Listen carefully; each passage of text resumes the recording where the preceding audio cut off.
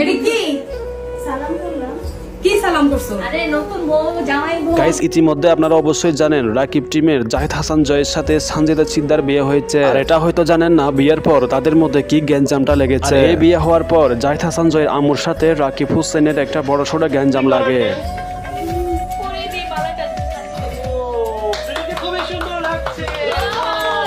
তো গাইস তোমরা যারা রাকিব হোসেনের ব্লগ দেখো তোমরা অবশ্যই জানো আসলে এই বিয়েটা প্র্যাঙ্ক বিয়ে নাকি আসল সত্যি সত্যি বিয়ে, তো তোমরা তো অবশ্যই জানো।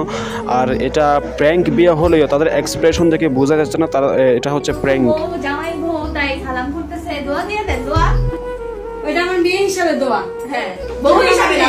তো গাইস বুঝতে তো পারছেন জাহিদ হাসান জয়ের আম্মু কিন্তু এই বিয়েতে রাজি না। সানজিদা সিকদার সাথে জাহিদ হাসান জয়ের বিয়েটা কোনোভাবেই মেনে নিচ্ছে না জাহিদ হাসান জয়ের আম্মু।